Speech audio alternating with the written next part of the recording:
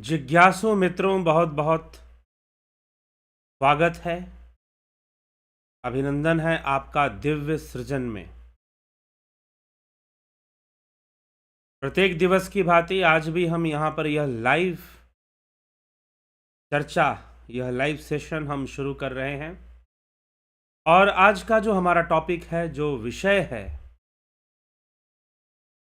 परमात्मा कर्म नहीं करवाता। जी हाँ, श्रीमद् भगवत गीता के अंदर यह रहस्य उद्घाटन श्री कृष्ण कर रहे हैं। अब इस विषय का महत्व क्या है, पहले हम यह समझेंगे। महत्व इस विषय का यह है कि बहुत सारे लोग यह मानते हैं कि परमात्मा ही सारे कर्म करवाता है, लेकिन यहां पर श्री कृष्ण क्या समझाना चाह रहे हैं कि परमात्मा कोई कर्म नहीं करवाता। जी हां, परमात्मा कोई कर्म नहीं करवाता। अर्थात जो भी कर्म हो रहे हैं उसका कारण परमात्मा नहीं है। वैसे तो तीसरे अध्याय में, श्रीमद् भगवत गीता तीसरा अध्याय, उसमें श्री कृष्ण भगवान पहले ही कह चुके हैं। जब अर्जुन कहता है कि मैं कर्म नहीं करूंगा, तो उसे उत्तर देते हुए कहा गया कि क्षण मात्र के लिए भी ऐसा संभव नहीं है कि तू कर्म ना करे। प्रकृति के गुणों के वशीभूत हुए परवश होकर प्रत्येक जीव कर्म करते हैं, और क्षण मात्र के लिए भी यह संभव नहीं है कि कोई कर्म ना करे। कर्म तो होगा, कर्म नहीं होने का कोई प्रश्न ही नहीं उठता है। कर्म तो होगा ही, कर्म बंधन तो लगेगा ही। कर्म बंधन नहीं होने का कोई प्रश्न ही नहीं उठता है। लेकिन फिर भी बहुत सारे लोग जो स्वयं को आस्तिक समझते हैं, वो ईश्वर की सत्ता की दुहाई देकर कहते हैं कि सारे कर्म तो भगवान ही करवा रहे हैं, उनकी मर्जी के बिना तो पत्ता भी नहीं हिलता। उनकी मर्जी के बिना तो पत्ता भी नहीं हिलता। तो उनकी कुछ मर्जी भी है तो फिर उनकी नामर्जी भी होती होगी, फिर कुछ ना कुछ। अगर आप ये मानेंगे कि परमात्मा की कुछ मर्जी है, परमात्मा की अगर कोई मर्जी है, ईश्वर की अगर कोई मर्जी है, तो कुछ नामर्जी भी होती होगी। फिर उसकी नामर्जी क्या है? और अगर पृथ्वी पर ऐसी घटनाएं घटती हैं जो उसकी नामर्जी हैं, तो वो कैसे घट रही हैं? आज हम एक दार्शनिक द्वंद्व को समझने का हम प्रयास करेंगे। जब रिलीजियस फिलॉसफी को हम पढ़ते हैं, फिलॉसफी ऑफ रिलीजन का जब हम अध्ययन करते हैं, तो उसमें एक फिलॉसफी आती है, फिलॉसफी ऑफ फ्री विल और फिलॉसफी ऑफ इविल। इविल मतलब बुराई, फ्री विल मतलब स्वतंत्र इच्छा। तो भारतीय सनातन धर्म, जो वैदिक मीमांसा शास्त्र है, वह सीधे सीधे यह बात स्वीकार करता है कि मनुष्य अपने कर्मों का फल भोगता है, और इस संसार में कर्मों की ही सत्ता सिद्ध होती है। किसकी सत्ता सिद्ध होती है? कर्मों की सत्ता। अर्थात कर्म सत्ता ही सबसे बड़ी सत्ता है, और कर्मों का फल भोगना बाध्य है। कोई देवता, कोई गुरु आपको अपने कर्मों के फल से नहीं बचा सकता। कर्मों का फल तो आपको भोगना ही पड़ेगा। कर्मों का फल तो आपको भोगना ही पड़ेगा, दूसरा कोई विकल्प नहीं है जी। यह समझ लीजिए। यह किसका कहना है? यह मीमांसा शास्त्र का कहना है।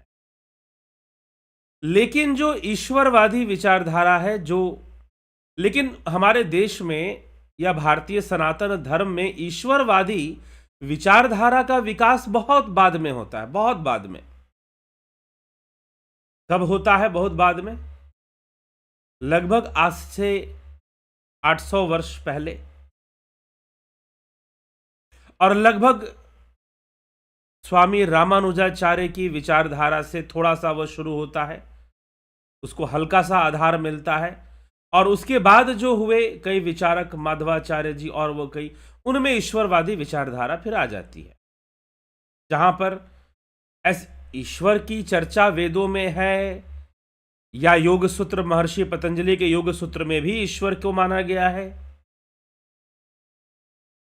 लेकिन ईश्वर कर्म करवाता है या कर्मों को फल देता है, ऐसी चर्चा योग सूत्र नहीं करती है। प्रकृति ही कर्मों का फल देती है, प्रकृति ही कर्म करवाती है, ऐसी विचारधारा ही योग सूत्र के द्वारा प्रस्तुत है। हां, ईश्वर को अगर आप मानते हैं तो योग में यह बात सहायक होगी, और ईश्वर का जो वाचक वह प्रणव, और ईश्वर गुरुओं का भी गुरु रूप में भी ईश्वर को स्वीकार किया है महर्षि पतंजलि, लेकिन कर्म सिद्धांत में वह भी ईश्वर का हस्तक्षेप नहीं मानते। क्यों नहीं मानते? क्योंकि कर्म उसका विषय नहीं है, कर्मों में वो कभी आता नहीं है, ना ही कर्मों का वो कभी कारण बनता है, वो कारण भी नहीं है कर्मों का। आप जो कर्म कर रहे हैं उसका कारण ईश्वर नहीं है, इसलिए मत बोलो कि उसकी मर्जी के बिना पत्ता भी नहीं हिलता, उसकी मर्जी के बिना तो बहुत कुछ हो जाता है। लेकिन जब हम अब्राहमिक रिलीजियस फिलॉसफी को पढ़ते हैं, अब्राहमिक रिलीजन को जब हम पढ़ते हैं, जिसमें कि क्रिश्चियनिटी आ जाएगी, तो वहां पर एक फिलॉसफी है कि philosophy of evil, demon, devil, इनकी धारणा वहां पर ली गई है कि ऐसे कार्य क्यों होते हैं जो गलत हैं, हत्याएं होती हैं और बहुत तरह के बड़े बड़े पाप होते हैं, तो ऐसे क्यों होता है जब ईश्वर सब कुछ करने वाला है? तो वहां पर वो उत्तर देते हैं, नहीं, ये शैतान करवाता है। कौन करवाता है? यह शैतान करवाता है, ये शैतान का काम है ये सब करवाना। तो वहां फिलॉसफी ऑफ इविल को यूज किया जाता है, हालांकि उसके पीछे रीजनिंग नहीं है, इसीलिए बड़े बड़े फिलॉसफर उसको अपनी फिलॉसफी में इंक्लूड नहीं करते, साइडलाइन फिलॉसफी है। तो इविल, क्योंकि रीजनिंग, आप भाई शैतान होता है, इसकी कोई रीजनिंग आप तो दे नहीं रहे हैं, थोड़ा सा समझाइए, स्टेप बाय स्टेप इसका कोई रेशनल एक्सप्लेनेशन दीजिए कि शैतान नामक कोई चीज होती है या फिर गॉड नामक कोई चीज होती है। तो रिलीजियस थॉट्स जो हैं वो इसकी कोई रेशनल एक्सप्लेनेशन नहीं देते हैं, इसका कोई रीजनिंग के साथ इसकी कोई एक्सप्लेनेशन नहीं देते कि शैतान है या इविल है।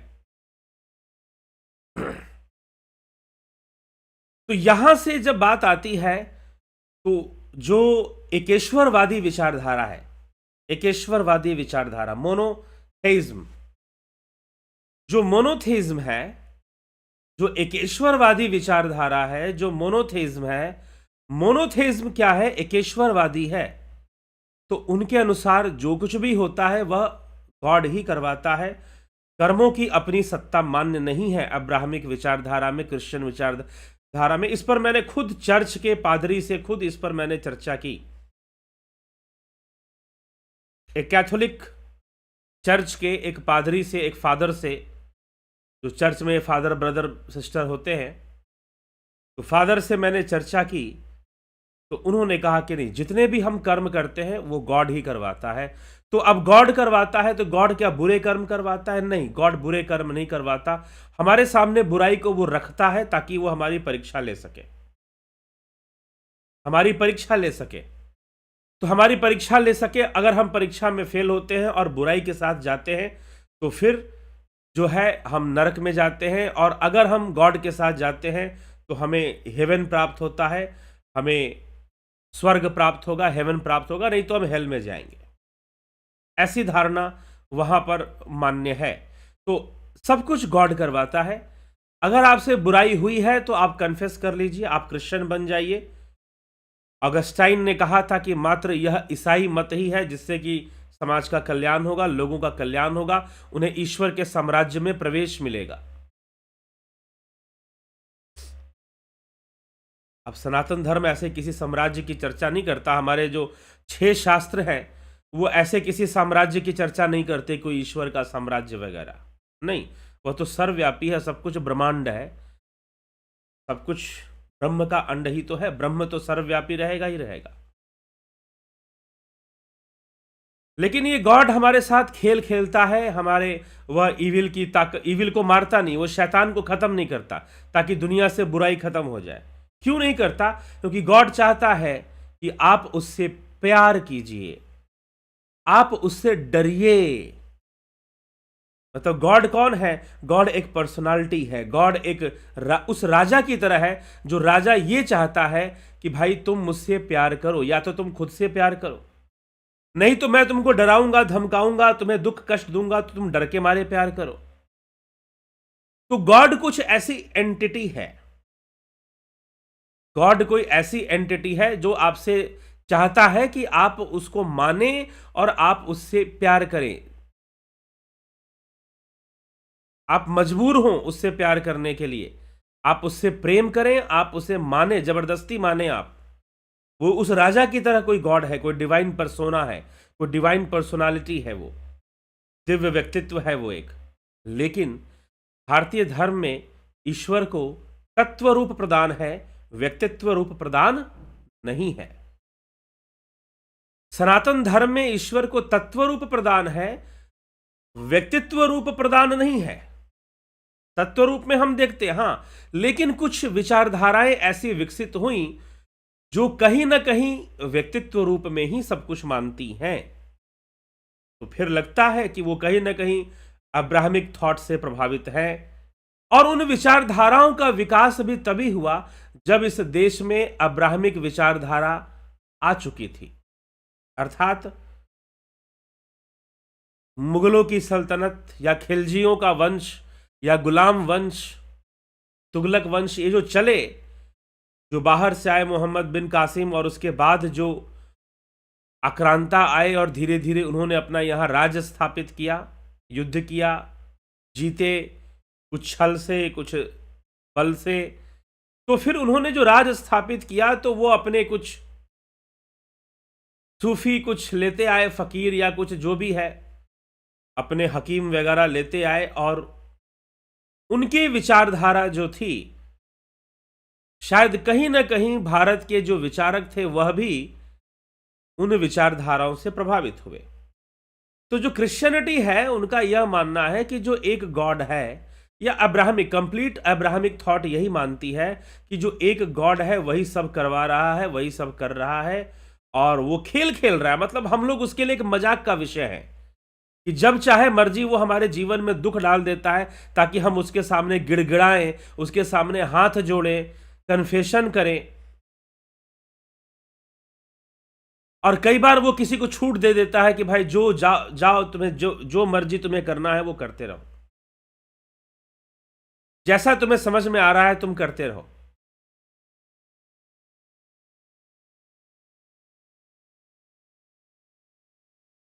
तो जैसा तुम्हें समझ में आ रहा है तुम करते रहो। तो शैतान जो भी चाहे वो करता रहे, किसी को वो छूट दे रहा है, किसी को वो कुछ कर दे रहा है, और वो कुल मिलाकर यह चाहता है, वह क्या चाहता है कि आप उसके सामने सिर झुकाएं, आप उसके सामने सजदा करें, आप उसके सामने झुकें और उससे माफ़ी मांगे। और जो उसका जो रिलीजन है, क्रिश्चियनिटी रिलीजन है, वो दावे के साथ कहते हैं क्रिश्चियनिटी ही उसका रिलीजन है। जो क्रिश्चियन बनेगा उसी को ईश्वर, गॉड के हेवन में प्रवेश मिलेगा, उसी को जन्नत मिलेगी जो अल्लाह को मानेगा। लेकिन यहां पर सनातन धर्म दर्शन, वैदिक दर्शन, जो षड दर्शन है, उनकी कहानी कुछ अलग है, उनकी बातें कुछ अलग है, उनकी बातें कुछ अलग है। और मत कृष्ण के नाम पर दुष्प्रचार करो। श्री कृष्ण स्वयं कहते हैं इस बात को कि जितने भी कर्म किए जाते हैं प्रकृति के गुणों के द्वारा किए जाते हैं। और पंचम अध्याय के 14वें श्लोक में भगवान पहले सन्यास, कर्म सन्यास और कर्म योग को समझाते हैं कि कर्म सन्यास, कर्म योग क्या है। निष्काम भावना से कर्म कब होगा? जब तुम ब्रह्म में ध्यान लगाकर।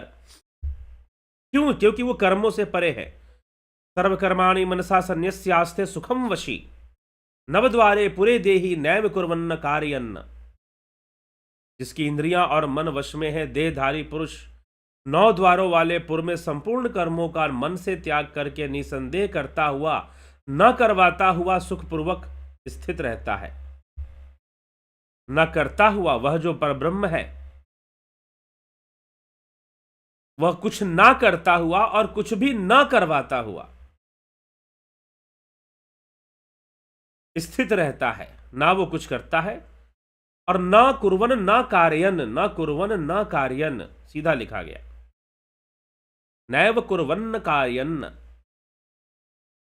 ना तो वो करता है और ना ही वो करवाता है।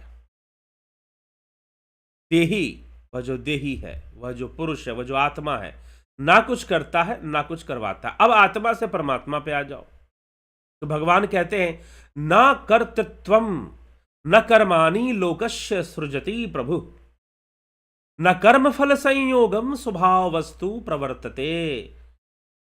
कि परमात्मा मनुष्य के न कर्तापन की, न कर्मों की, न कर्म फल के साथ संयोग की रचना करते हैं, किंतु यह तो प्रकृति वशीभूत स्वभाव वश ही सारी चीजें बरत रही हैं अपने अपने कार्य में।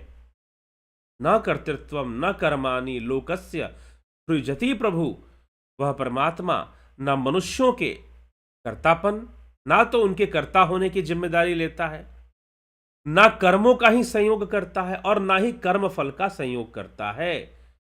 न कर्तृत्वम न कर्माणि लोकस्य सृजति प्रभु, न कर्म फल संयोगम, कोई संयोग नहीं करता इसमें वो कि आप करता है, इस बात के लिए वो जिम्मेदार नहीं है। आप कर्म कर रहे हैं, इसका भी संयोग नहीं करता, और आपको अपने कर्मों का फल मिलेगा, इसका भी संयोग नहीं करता। ये सारा डिपार्टमेंट त्रिगुणी प्रकृति का है, त्रिगुणी माया का है, ऐसा भी कह सकते। ये सारा डिपार्टमेंट किसका है? त्रिगुणी प्रकृति का है अथवा त्रिगुणी माया का है। ये सारा वही सब कुछ करवाने वाली और फल को पैदा करने वाली है। मीमांसा शास्त्र का मानना है कि वह कर्म जो है, कर्म में निहित अपूर्व शक्ति, जीव के द्वारा जब कर्म हुआ उसमें निहित अपूर्व शक्ति ही कर्मों का फल पैदा कर देती है। तो न कर्तृत्वम न कर्माणि लोकस्य सृजति प्रभु, न कर्म फल संयोगम स्वभाव वस्तु प्रवर्तते। कि परमेश्वर मनुष्य के ना तो कर्तापन की, ना कर्मों की और ना कर्म फल के संयोग की रचना नहीं करता। संयोगम सृजति, ना कर्म फलम संयोगम सृजति, कर्म फल के साथ संयोग की रचना नहीं करता, ना कर्म फल के साथ संयोग की रचना करते हैं, किंतु यह सब कुछ प्रकृति के वशीभूत अर्थात स्वभाववश, गुणों का जो स्वभाव है उनके कारण कोई कर्ता बनता है, कोई कर्म करता है और कर्म के फल को भोगता है। इन सारी प्रक्रिया में परमेश्वर का कोई हस्तक्षेप नहीं होता। आगे फिर भगवान कहते हैं, क्या कहते हैं? नादते कस्यचित् पापम न चैव सुकृतम विभु, अज्ञानेनावृतम ज्ञानम तेन मुह्यन्ति जन्तवः। सर्वव्यापी परमात्मा विभु ना किसी के पाप कर्म को और ना ही किसी के पुण्य कर्म को ग्रहण करता है। आप कहते हो ना कि परमात्मा खुश हो जाएगा हम पुण्य करेंगे तो, उत्तर मिल गया। आप कहते हो कि हम पुण्य कर्म करेंगे तो परमात्मा खुश हो जाएगा। ना भैया, ऐसी कोई बात नहीं, परेशान होने की जरूरत नहीं। वह सर्वव्यापी परमात्मा ना दते कस्यचित् पापम न चैव सुकृतम विभु, अज्ञानेनावृतम ज्ञानम तेन मुह्यन्ति जन्तवः। वह परमात्मा ना किसी के पाप कर्म को ग्रहण करता है और ना ही किसी के शुभ कर्म को, ना ही किसी के पुण्य कर्म को ग्रहण करता है। अज्ञान से ज्ञान ढका हुआ है, उसी से सब जीव मोहित हो रहे हैं।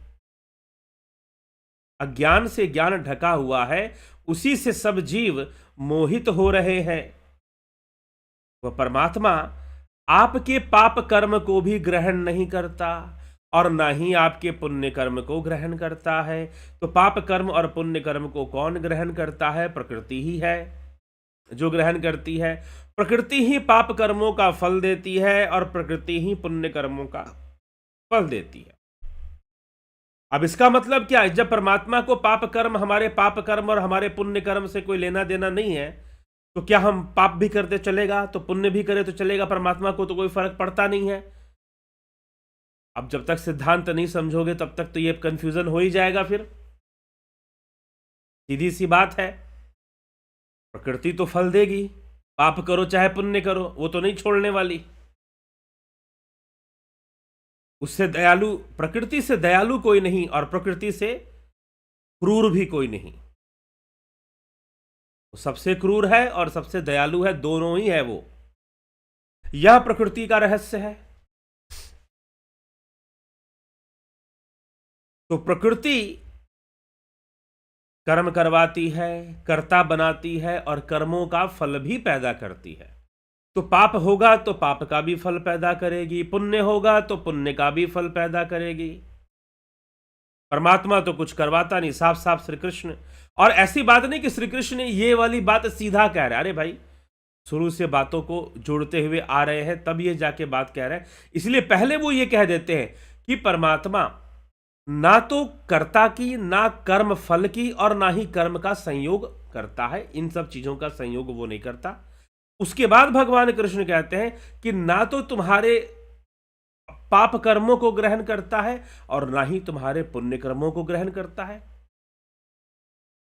तो प्रश्न ये उठता है कि पुण्य करना बंद कर दें क्या? नहीं जी, पुण्य करते रहो। ये प्रकृति माई जो है वो तो नहीं छोड़ेगी ना, वो तो पकड़ेगी आपको, छोड़ेगी नहीं वो। ठीक है, उसी की शक्ति काम करती है, वही शक्ति स्वरूपा है, प्रकृति ही शक्ति स्वरूपा है। तो हां, चेतन का संयोग जरूर है, लेकिन शक्ति कौन पैदा करता है? शक्ति स्वरूपा कौन है? तो प्रकृति है, प्रकृति है। तो प्रकृति, यह सारी चीजें। अब यहां पर एक वर्ड का, शब्द का प्रयोग है स्वभाववश। तो स्वभाव कहने का मतलब भी गुणों से है। 3 गुणों ने जो स्वभाव उत्पन्न किया है उसके कारण अपने आप ही कर्म होते हैं। हम पाप भी करते हैं, हम पुण्य भी करते हैं, लेकिन हमारे द्वारा होने वाला पाप और हमारे द्वारा होने वाले पुण्य, हमारे ऊपर जो गुणों का प्रभाव है या हम जो गुणों के वशीभूत हो रखे हैं, सतोगुण, रजोगुण, तमोगुण, उन्हीं के कारण होते हैं। कोई व्यक्ति पुण्य कर रहा है तो निश्चय ही सतोगुण और रजोगुण के मिश्रण से जो प्रभाव उत्पन्न होगा उस प्रभाव में करेगा। कोई व्यक्ति पाप में लिप्त है तो निश्चय ही रजोगुण के प्रभाव और तमोगुण के प्रभाव में पाप लिप्त होगा। ठीक, तो इस प्रकार से यह प्रक्रिया चलेगी। तो पाप भी होगा, पुण्य भी होगा, लेकिन वह परमात्मा ना किसी के पाप को ग्रहण करेगा और ना ही किसी के पुण्य को ग्रहण करेगा और ना ही किसी को कर्मों का फल प्रदान करेगा और ना ही किसी से कर्म करवाएगा। तो वह देही इसमें स्थित रहता हुआ भी ना तो कुछ करता है और ना ही कुछ करवाता है। यह भगवान 13वें श्लोक में लिख रहे हैं पहले ही। तो 13वें, 14वें और 15वें में यह व्याख्या हमें मिल रही है 3 श्लोकों के अंतर्गत, श्रीमद् भगवद गीता 5वां अध्याय। तो पहले ही भगवान कहते हैं कि जिसकी इंद्रियां और मन वश में है, ऐसा वशी, जो सबको वश में रखने वाला देही पुरुष, 9 द्वारों वाले पुर में संपूर्ण कर्मों का विवेक पूर्वक मन से त्याग करके निसंदेह न करता है, मनसा, मन से त्याग न करता है न करवाता है। तो जो ब्रह्म को जान लेता है, जो ब्रह्म में स्थित होता है, जो आत्मा को जान लेता है, वह योगी भी ऐसी अवस्था को प्राप्त कर जाता है। वो कर्मों के बंधन से अपने आप को मुक्त कर लेता है। नहीं तो इस संसार में इन 3 गुणों के वशीभूत होकर कर्म होने निश्चित है, कर्मों की बाध्यता है, कर्म होगा ही होगा। कर्म नहीं होने का प्रश्न नहीं उठता, और कर्म होगा तो कर्मों का फल भी आएगा ही आएगा। कर्मों का फल भी आएगा ही आएगा, इसमें भी कोई संशय नहीं है। तो इस विषय को हमें स्पष्ट कर लेना चाहिए कि कर्मों का फल तो आएगा, कर्म तो होगा, लेकिन परमात्मा का इसमें कोई संजोग नहीं है। वह कोई संयोग नहीं पैदा करता कि आपसे कर्म हो, आप कर्ता बने और आपको कर्मों का फल मिले। यह सारा कार्य प्रकृति के द्वारा सिद्ध होता है। इसलिए मत बोलो कि भगवान ने ये करवा दिया, शायद भगवान की यही इच्छा थी। कई बार मैं देखता हूं भगवान को यही इच्छा थी, भगवान यही चाहते थे, हम कहकर कई चीजों को बस नकार देना चाहते हैं। हाँ, अगर हम ये कहें कि नियति की यही इच्छा थी, प्रकृति की यही इच्छा थी,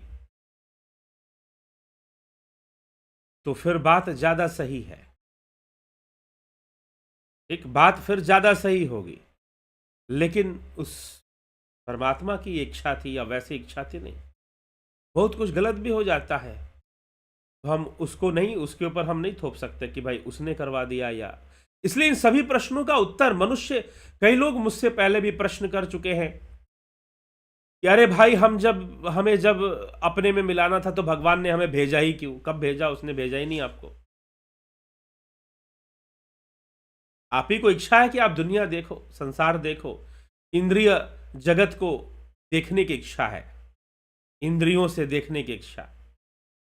जैसे बचपन में बच्चों को अगर बाइनोकुलर मिल जाए, टेलीस्कोप कुछ मिल जाए या फिर, तो उससे वो देखते रहते हैं, या चश्मा पहन ले उससे देखते रहते हैं, कैसा दिखाई देता है, देखने की इच्छा।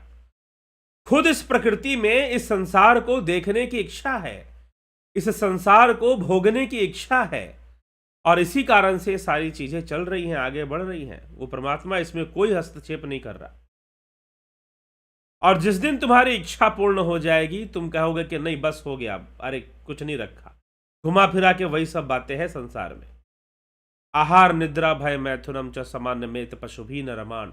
आहार निद्रा भय मैथुन, बस इसी में हम फंसे रहते हैं, इन्हीं चक्रों में हम लगे रहते हैं। प्रकृति हमें बाध्य करती रहती है, होता रहता है, लेकिन एक समय आता है, जीव देख लेता है, पुनरपि जरणम पुनरपि मरणम पुनरपि जननी जठरे शयनम एह संसारे खलु दुस्तारे कृपया पाहि पार मुरा। भज गोविंदम स्तोत्र में आदि गुरु शंकराचार्य। कथम तरेयम भव सिंधु में तम कावा गतिर्मे कदमोस्तु पाए। कथम तरेयम भव सिंधु में तम, मैं इस भव सागर से कैसे पार उतरूंगा। उसका जो ज्ञान है, जो विधान है, मुझे दिया जाए। बहुत कुछ देख लिया, कई जन्मों में हम बहुत सारी योनियों में भटक लिए, और कई जन्मों में हमने बहुत सारे कार्य कर लिए। जब ये समझ पैदा हो जाए, कई जन्म भय गजमीन मृग, कई जन्म भय कीट पतंगा, कई जन्मों में कीट पतंग, कई जन्मों में गज मीन मृग, कई योनियों में हम भटक लिए, और सभी योनियों में आहार निद्रा भय मैथुन, आहार निद्रा भय मैथुन चल रहा है सभी योनियों में। बहुत देख लिया संसार, अब बस, अब मुक्ति चाहिए, अब इससे स्वतंत्रता चाहिए, अब निकलना है। जब ऐसी मन में तीव्र भावना आ जाए, तो वह मुमुक्षु हो जाता है, वह मोक्ष का अधिकारी बनता है, वह ज्ञान का अधिकारी बनता है। यह मुमुक्षुता दुर्लभ है कि ऐसी मुमुक्षुता आ जाए। इसी को आदि गुरु शंकराचार्य विवेक चूड़ामणि में वो लिखते हैं कि दुर्लभम त्रय में वेद देवानुग्रह हेतुकम मनुष्यत्वम मुमुक्षत्वम महापुरुष संश्रय। कि मनुष्य जीवन मिल जाए यह भी दुर्लभ, और मनुष्य जीवन में भी मनुष्यता प्राप्त हो जाए। शरीर तो मिल जाए, लेकिन मनुष्यता प्राप्त हो जाए, और मनुष्यता के बाद आपको मुमुक्षता प्राप्त हो जाए कि अब मुझे मुक्ति चाहिए, मोक्ष चाहिए। और मुमुक्षता के बाद आपको किसी ऐसे महापुरुष, या ऐसे जिसको गुरु कहते हैं हम, या ऐसे महापुरुष, या किसी ऐसे महापुरुष संश्रय, ऐसे व्यक्ति का सानिध्य प्राप्त हो जाए जो इस रहस्य को जान रहा हो कि कैसे कथम त्रयम भव सिंधु में तम कावा गतिर्मय कदमोस्तु पाए, कि कैसे इस भव सिंधु से कोई पार निकलता है। वो बताए, वो रहस्य समझाए, इस प्रकृति का रहस्य, इस भव सागर का रहस्य, इस तीन गुणों का रहस्य, इंद्रियों का बंधन, तीन गुणों का बंधन, कर्मों का बंधन, ये कैसे बना हुआ है, कैसे हमें बांध के रखता है। इस सारे सिस्टम को जो समझाए, और ये सारे सिस्टम का ज्ञान होना ही तत्व ज्ञान है। ये सारे सिस्टम का ज्ञान होना ही तत्व ज्ञान है, ऐसा समझिए। यही सांख्य है, यही सांख्य का ज्ञान है। इसलिए सांख्य की महिमा उपनिषदों में भी मिल जाती है, गीता में तो मिल ही रही है। तो ये चीज है, जब हमें ये समझ में आ जाए, जबरदस्ती भी नहीं है, हाँ, लेकिन व्यक्ति को कम से कम इतनी जानकारी हो कि हाँ, मोक्ष की ओर भी तो बढ़ना है और जीवन में बहुत सारी समस्याएं हैं, उनका भी तो समाधान ढूंढना है। तो जब सही रास्ता होगा तो जीवन की समस्याओं का समाधान भी मिलता है और मोक्ष का मार्ग भी मिलता है, मुक्ति का मार्ग भी मिलता है। तो मुक्ति कोई जबरदस्ती वाली चीज नहीं है कि जबरदस्ती हम ले लेंगे और हमको मुक्ति के मार्ग पर चलना ही है। जब समझ में आए तो चल पड़ना, नहीं तो ध्यान, योग, साधना, अध्यात्म, यह तो जीवन को बेहतर बनाने के लिए भी जानना चाहिए। अगर हम अच्छे ध्यान योगी हैं तो हम अपने लाइफ को और ज़्यादा संतुलित अवस्था में रह सकते हैं, हम अपने लाइफ को और ज़्यादा बैलेंस्ड स्टेट में रख सकते हैं और उतना बेहतर जीवन जी सकते हैं।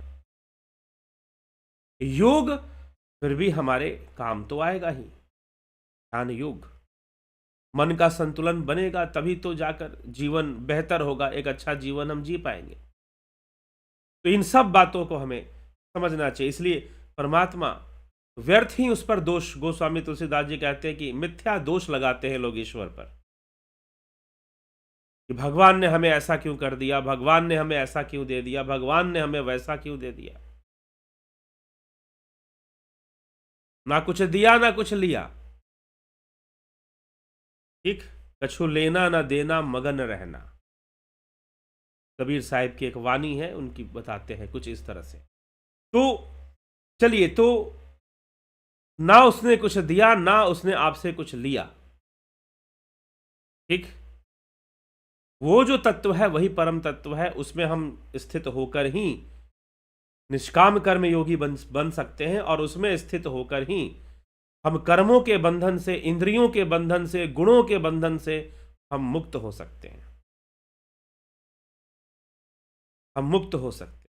तो उसकी यात्रा शुरू हो तो मात्र, ठीक है, विचार सुनने से भी यात्रा शुरू तो होती है, लेकिन बिना ध्यान योग के उस यात्रा का कभी अंत संभव नहीं है। बिना ध्यान योग के उस यात्रा का कभी अंत संभव नहीं है। तो ध्यान योग का यह कोर्स 20 जनवरी से 2023 से शुरू हो रहा है। आप इसको ज्वाइन कर सकते हैं, आप इससे जुड़ सकते हैं और इसका लाभ उठा सकते हैं। थोड़ी दक्षिणा आपको इसमें देनी पड़ती है।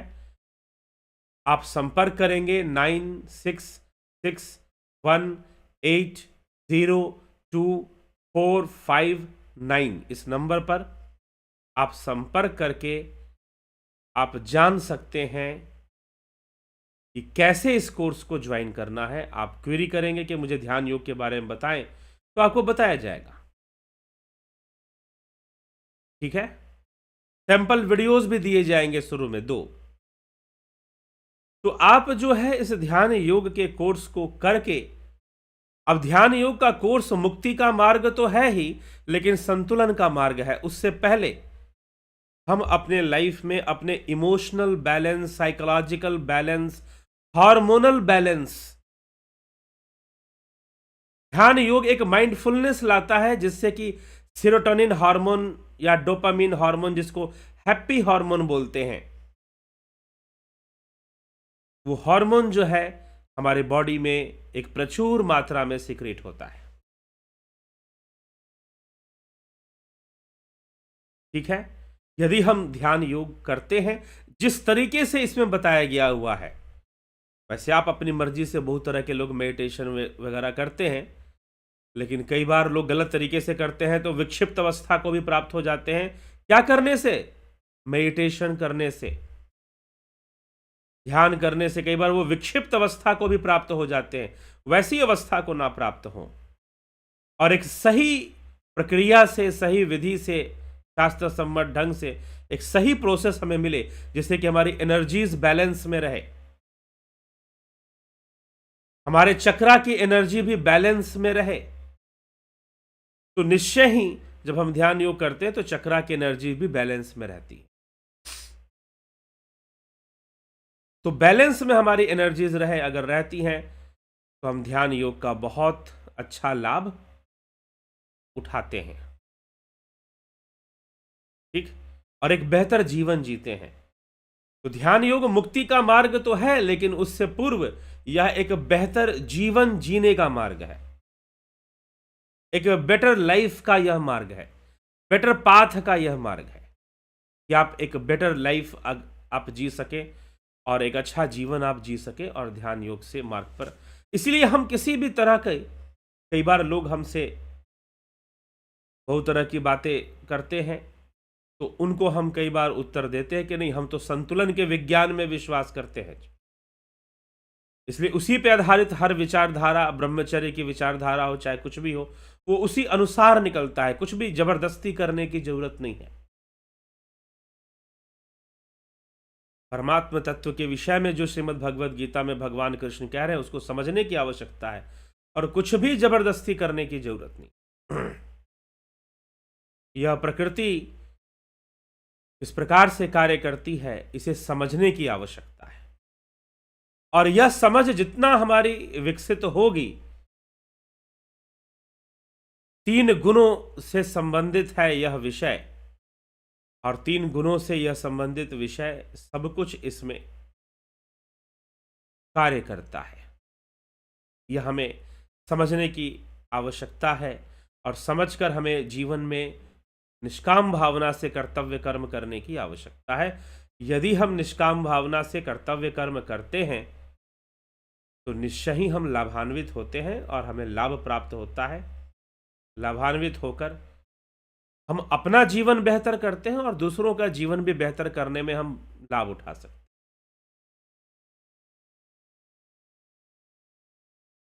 तो यह हमें समझने की आवश्यकता है, और समझकर हमें चलने की आवश्यकता। तो चलिए, ध्यान योग का कोर्स जरूर लाभ उठाइए। स्वास्थ्य संबंधी अपने आत्मनिर्भर होइए अपने स्वास्थ्य को लेकर, प्राकृतिक चिकित्सा के द्वारा। और यह भी आप ज्वाइन कर सकते हैं प्राकृतिक चिकित्सा का कोर्स। साथ ही साथ जीवन संबंधी कुछ विचार करना चाहते हैं तो यह ज्योतिष विवेचना भी आप अपने जीवन की समस्याओं की चर्चा भी कर सकते हैं। कुछ और चर्चाओं को समझने के लिए सिंपल, ऐसा नहीं है कि आप ज्योतिष से संबंधित या बर्थ चार्ट से संबंधित बात ना भी करें, तो अपने जीवन की समस्याओं की चर्चा आप कर सकते हैं, और उसके लिए आप संपर्क कर सकते हैं। मैसेज ही करें, पहले व्हाट्सअप मैसेज करें, आप समय लें और फिर बात करें। ये नहीं कि जब मर्जी तब फोन कर दिए। कुछ लोग कर दिया करते हैं, तो कुछ लोग ऐसे भी हैं, मैं उनसे कहूँगा कि भाई, अब मुझे भी बहुत अच्छा नहीं लगता कि किसी का फ़ोन आए और मैं ना उठाऊं।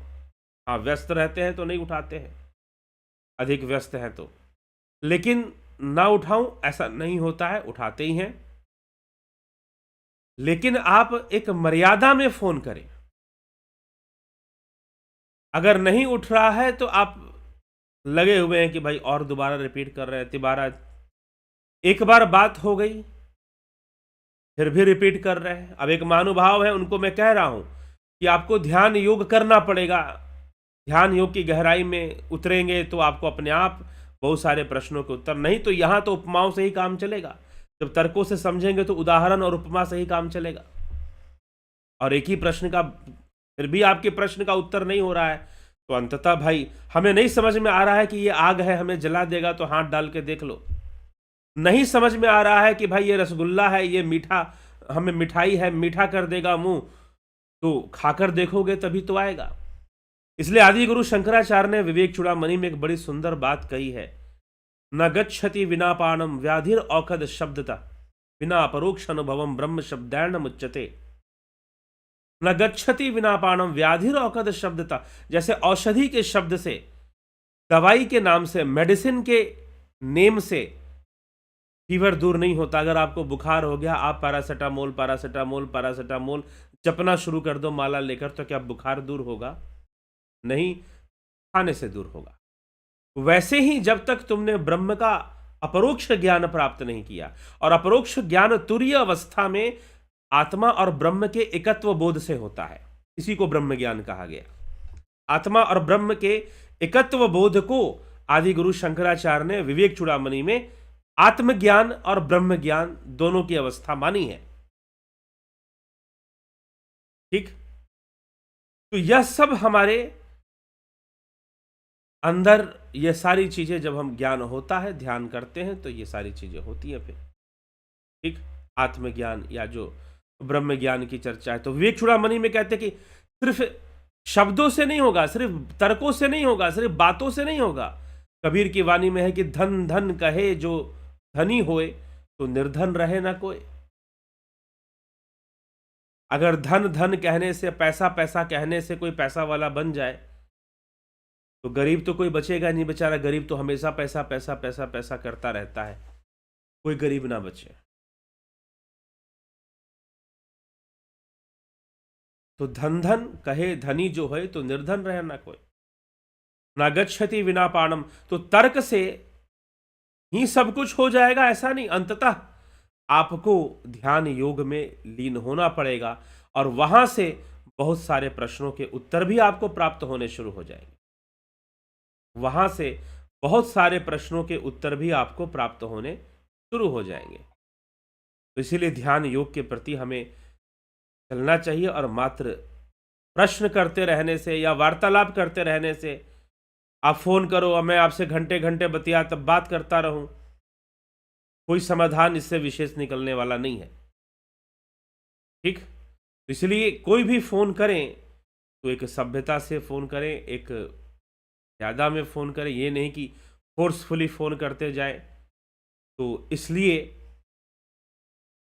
फोन कर सकते हैं, मैसेज करके बात कर ले, समय भी नहीं होता है, फिर फोन काटना भी पड़ता है, फिर लगता है कि ये व्यक्ति बस अनावश्यक रूप से लगातार ही फोन किए जा रहा है, तो फिर उनके फोन को ब्लॉक भी करना पड़ता है। और देखते हैं कि वो हमारी बात भी नहीं मान रहा है, उसको जो समझा रहे हैं वो उसको स्वीकार भी नहीं करने को तैयार है, और बस चाहता है कि वो फोन करे, वो बात करे और हम उसके प्रश्नों का उत्तर दें। तो क्षमा करें, आपके फोन नंबर को ब्लॉक किया जाएगा, आपके व्हाट्सएप नंबर को भी ब्लॉक किया जाएगा ऐसी परिस्थिति में। क्योंकि वास्तव में आपका, अगर आपके इतनी ही इच्छा है तो आप प्रतीक्षा करो। सुखदेव मुनि ने राजा जनक के लिए 7 दिन, नचिकेता ने बिना खाए पिए भूखे प्यासे 3 दिन प्रतीक्षा करते रहे, अगर इतनी ही तीव्र इच्छा है। लेकिन अगर लगेगा कि आप अमर्यादित हो रहे हैं, फोर्सफुली आप फोन किए जा रहे हैं, तो फिर आपके नंबर को डेफिनेटली ब्लॉक किया जाएगा।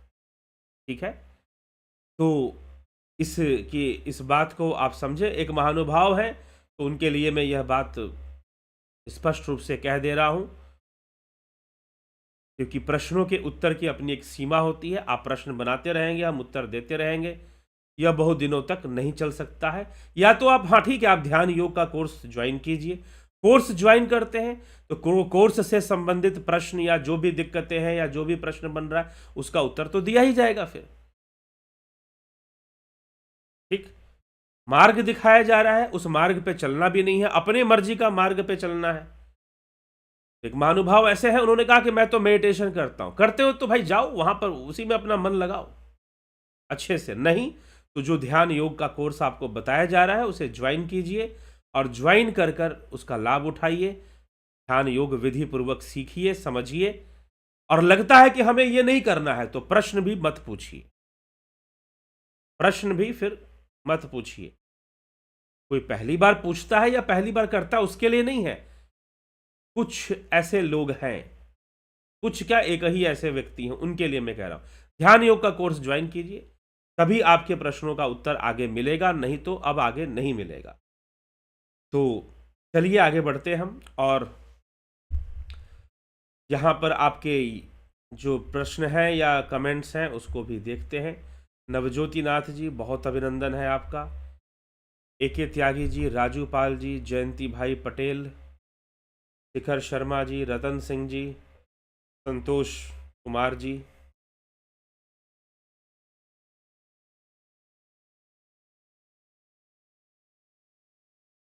गुरु जी प्रणाम। अच्छा सच्चा जिज्ञासु होने वाला है इस मार्ग में सफल हो सकता है, अन्यथा लाभ नहीं। हाँ, जिज्ञासु तो बनना ही पड़ेगा। गोविंद प्रसाद नीमा जी, गंभीर शाह जी, रूपलाल विश्वकर्मा जी, जलाराम रायका, चितरंजन बरुआ, यादव लव, राकेश मराठे, सविता नायक, बिमला शाह जी, पंकज सोनी, विनोद कुमार सूद, विक्की आज्ञाकारी, नमस्ते सबको, मेरा पहला लाइव सेशन है। चलो जी।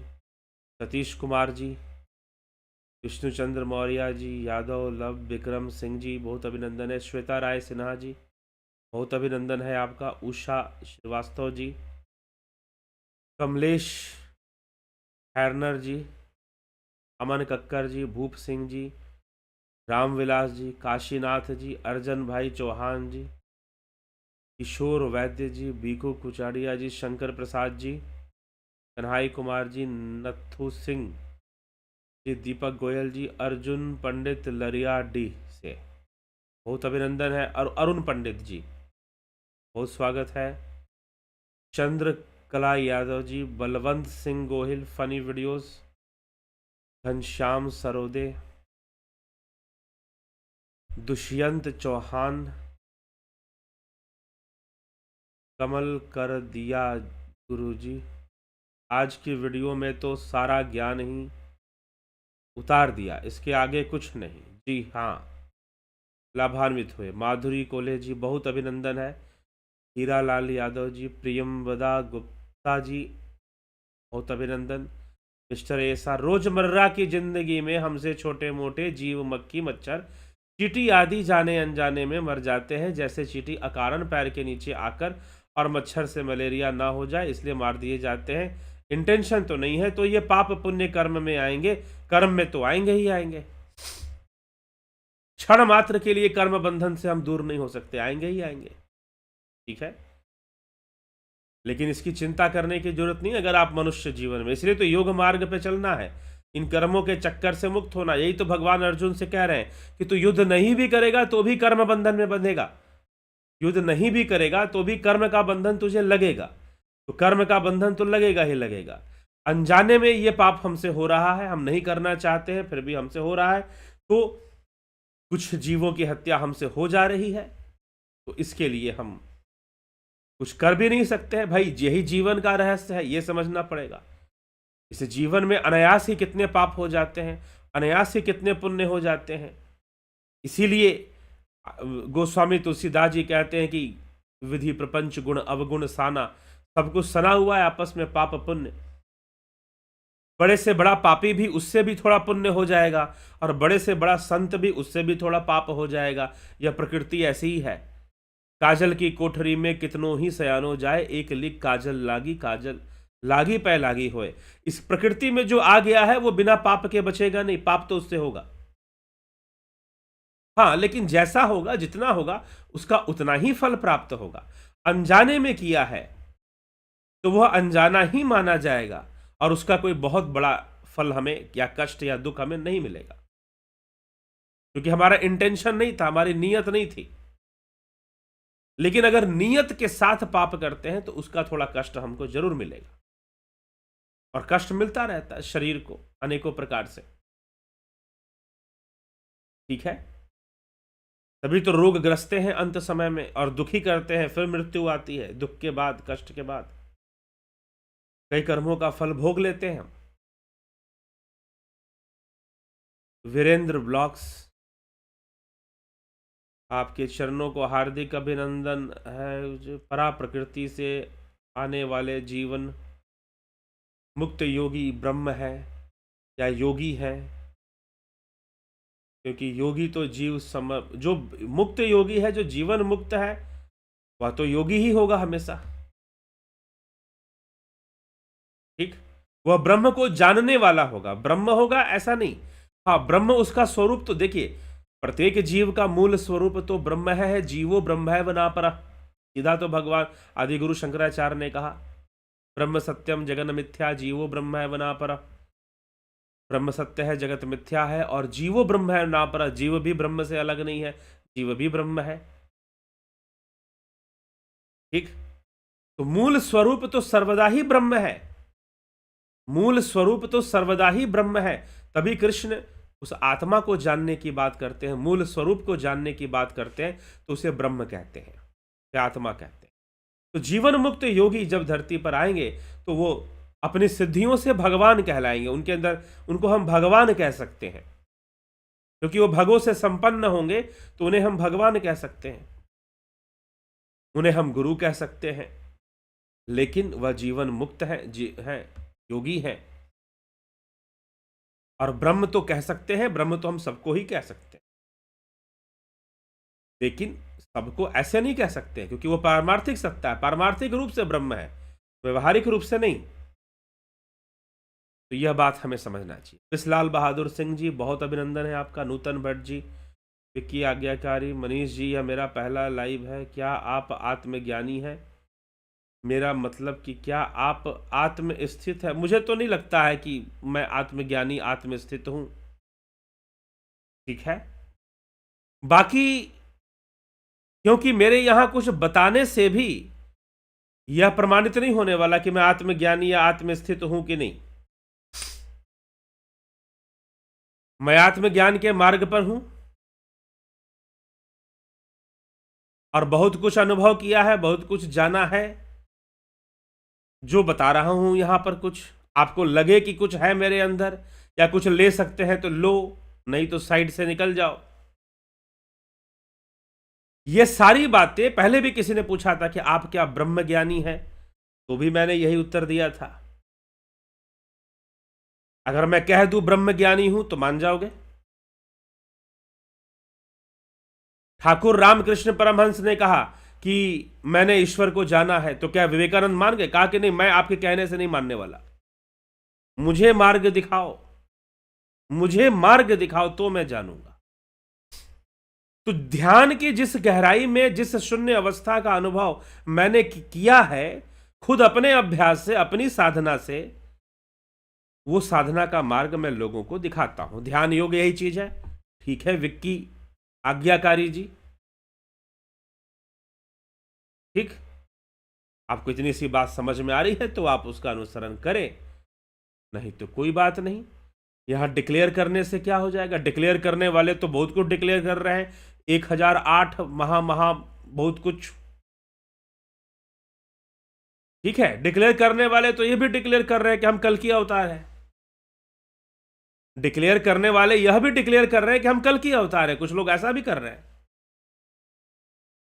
कि अब कल की अवतार हो चुका है, कल की अवतार आ चुका है, तुम उनकी शरण में जाओ। ऐसी भी बातें कर रहे हैं। लेकिन कर्म प्रधान विश्व रचिरा का, कर्म की प्रधानता है, कर्म की प्रधानता है। ठीक, तो यह बात हमें समझने की आवश्यकता है, यह बात हमें जानने की आवश्यकता है। आत्मज्ञान एक मार्ग है, आत्मज्ञानी भी उस मार्ग पर है, उस मार्ग पर चलने की आवश्यकता है। मुझे नहीं लगता कि यह कोई डिक्लेयर करने की आवश्यकता यहां पर जरूरत है कि मैं आत्मज्ञानी हूं या आत्मस्थित हूं, क्योंकि आप इसका डिक्लेरेशन नहीं कर पाएंगे कि मैं आत्मस्थित हूं या नहीं हूं, मैं आत्मज्ञानी। हां, एक विशेष व्यक्ति होता है, कुछ लोगों को कुछ बातें बताई जा सकती हैं, जैसे श्री कृष्ण अर्जुन को बता रहे हैं। लेकिन बहुत सारे लोग हैं हमारे देश में, ऐसे संप्रदाय हैं, ऐसे धार्मिक संप्रदाय हैं जो कहते हैं कि कृष्ण तो नरक में चले गए, राम तो नरक में चले गए। ऐसे धार्मिक संप्रदाय हैं हमारे देश में जो कहते हैं कि कृष्ण नरक में चले गए, राम नरक में चले गए। तो आप क्या मानते हो राम को? क्या आप भगवान कृष्ण को आत्मज्ञानी मानते हैं? अगर आत्मज्ञानी थे कृष्ण तो नरक में कैसे चले गए? यह प्रश्न उठता है। तो अगर आप मेरे मुंह से सुनना चाहते हैं कि मैं आत्मज्ञानी हूं या नहीं हूं, या आत्मस्थित हूं या नहीं हूं, तो अर्जुन जितने नजदीक थे कृष्ण के, उतना नजदीक आ जाइए। विक्की अगर आज्ञाकारी जी, मेरे उतने करीब आ जाइए जितना अर्जुन कृष्ण के करीब था, और कृष्ण के प्रति जितना आज्ञाकारी था, उतने नजदीक मेरे आ जाइए। मैं आपको पता चल जाएगा आपको मैं बता दूंगा कि मैं आत्मज्ञानी हूं या ना हूं, आत्मस्थित हूं या ना हूं। यहां पर तो ये कोई घोषणा और डिक्लेयर करने का यह कोई विषय नहीं है। और यहां पर अगर डिक्लेयर करके अगर आप मान लेते हैं कि मैं आत्मज्ञानी हूं, तो वो मानना भी आपका गलत है। और अगर आप नहीं मानते हैं कि नहीं मैं आत्मज्ञानी नहीं हूं, तो वो नहीं मानना भी गलत होगा, दोनों ही गलत होगा फिर।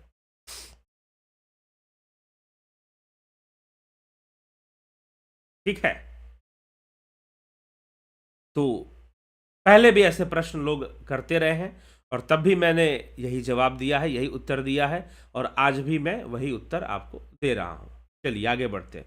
सुधीर सिंह जमवाल जी, बहुत अभिनंदन है। श्याम सुंदर तिवारी जी, रामविलास जी, आत्म रक्षा के लिए जीवों को मारना पाप नहीं होना चाहिए, क्योंकि हम स्वस्थ रहेंगे तभी। अब मान लीजिए कि आत्मरक्षा के लिए कोई जीव ही हमें मार दे, फिर क्या कहेंगे आप? आत्मरक्षा के लिए कोई जीव ही हमें मार दे, वो आत्मरक्षा के लिए हमारी हत्या कर दे। मान लीजिए कोई किसी टाइगर पर हम गोली चला रहे हैं और टाइगर जो था थोड़ा कॉन्शियस था, उसने अटैक किया और उसने शिकारी को ही मार दिया। तो शिकारी की ही जब हत्या उसने कर दी, शिकारी को ही उसने मार दिया, तो शिकारी तो अब मर गया, अब किसको पाप लगा?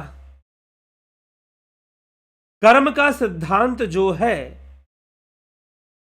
ये होना चाहिए या नहीं होना चाहिए, इसकी चिंता ही नहीं करता। ये कहीं संविधान नहीं है। जैसे कि हमारा संविधान जब देश आजाद हो रहा था तो संविधान सभा बना, डॉक्टर राजेंद्र प्रसाद, डॉक्टर भीमराव आंबेडकर और बहुत तरह के ऐसे विद्वान ऐसे बैठे संविधान लिखने के लिए कि ऐसा ऐसा कानून मान्य होगा, ऐसा ऐसा। ऐसी कोई किताब नहीं है।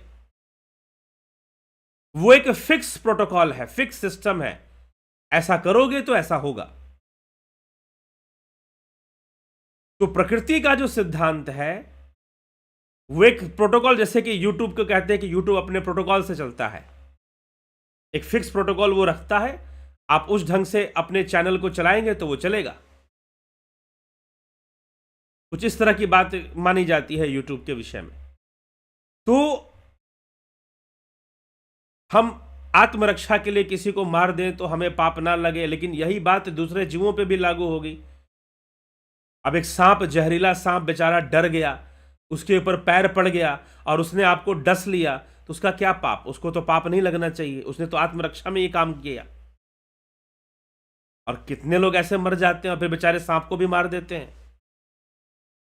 तो ये यही इसीलिए कहा कि ऊधव कर्मण की गति न्यारी, मूर्ख राजा राज करत है, पंडित फिरत भिखारी, ऊधव कर्मण की गति न्यारी। ये सब कर्मों की गति बड़ी न्यारी है। ज्यादा इस विषय में सोचो ही मत। अपनी नीयत से, अपने इंटेंशन से, अपने सामने जो भी कर्तव्य आता है उसको करते हुए आगे बढ़ते चलो। पाप पुण्य का ज्यादा चिंतन मत करो। नहीं तो अर्जुन से तो पाप करवा रहे हैं भगवान कृष्ण के, अपने पितामह को मार, अपने गुरु द्रोणाचार्य को मार, वो तो खड़ा कर रहे हैं युद्ध कर। लेकिन अर्जुन के सामने सिर्फ अपना परिवार नहीं, पूरा समाज है। समाज के प्रति कर्तव्य और धर्म की रक्षार्थ हेतु उसे युद्ध करना है। इसीलिए निष्काम भावना से अपने जरूरी कर्मों को, जो सामने तुम्हारे कर्म आ चुका है और वो जरूरी लग रहा है, उसे करते हुए आगे बढ़ते रहो। जरूरी लग रहा है किस सेंस में? जरूरी लग रहा है समाज के लिए, जरूरी लग रहा है धर्म के लिए, कर्तव्य रूप में हमारे सामने आ रहा है, तो वो कर्म हमें करते हुए आगे बढ़ना चाहिए। ये नहीं कि हमने ये प्रतिज्ञा ले ली, या फलाने व्यक्ति ने हमें आज्ञा दे दी, गुरु जी ने आज्ञा दे दी, या हमें राजा ने आज्ञा की। हमारे लिए उस समय क्या जरूरी है, हमारे सामर्थ्य के अनुसार और परिस्थितियों के अनुसार जो कर्तव्य कर्म हमसे होना चाहिए वो हमें करना चाहिए। हम उसमें हमारी इच्छा शक्ति काम करेगी। जितनी प्रबल इच्छा शक्ति होगी उतना बेहतर हम कर्म कर पाएंगे, उतना सही निर्णय हम कर पाएंगे। लेकिन सबके अंदर कोई वैसी इच्छा शक्ति नहीं होती कि वो हर नकारात्मक परिस्थिति से अपने आप को बचा ले। ठीक।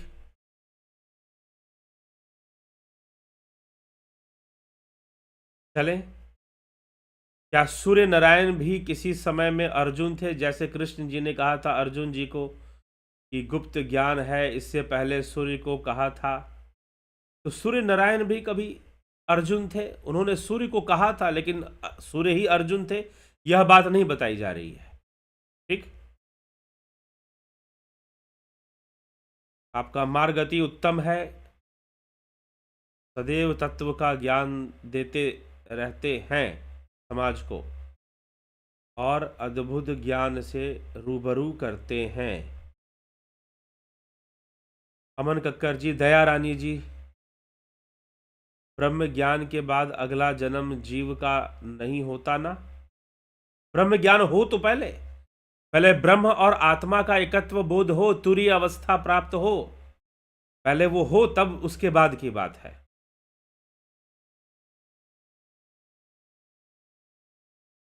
जिसको हो गया वैसा, ब्रह्म और आत्मा का एकत्व बोध जिसको हो गया, ब्रह्म और आत्मा का एकत्व बोध होने से ब्रह्म ज्ञान होता है।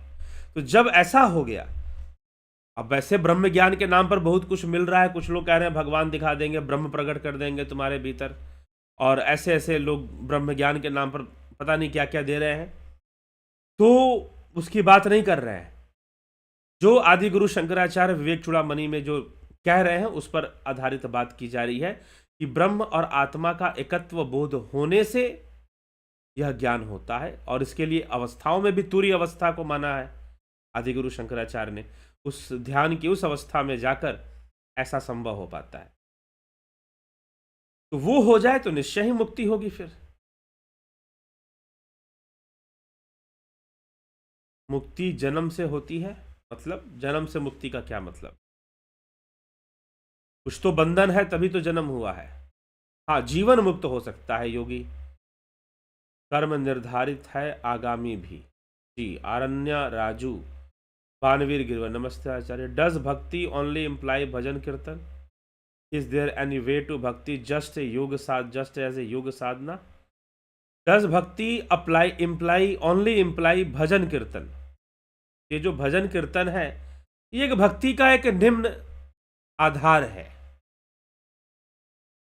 ठीक है, निम्न आधार है। उत्तमो ब्रह्म सद्भावो ध्यान भवस्तु मध्यमा स्तुतिर् जपो अधमो भावो बही पूजा अधमाधमा। ऐसे हमारा शास्त्र कहते हैं कि सबसे उत्तम है ब्रह्म का सद्भाव होना, ब्रह्म भाव में रहना, और उससे नीचे है ध्यान। ध्यान करोगे तो ब्रह्म भाव में जाओगे।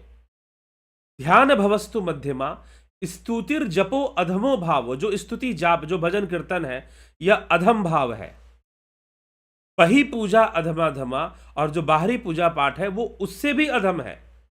गलत नहीं है, लेकिन वो निचली पहली क्लास है। तो भजन kirtan is on the second step, not on the final step. ठीक, तो भजन कीर्तन करना भी योग का अंग है या भक्ति का अंग है? भक्ति ओनली इंप्लाई भजन कीर्तन नहीं, ऐसा नहीं है। आदि गुरु शंकराचार्य कहते हैं कि आत्मा का अनुसंधान ही भक्ति है। आत्मा को जानो, चेतना को जानो, यही भक्ति है।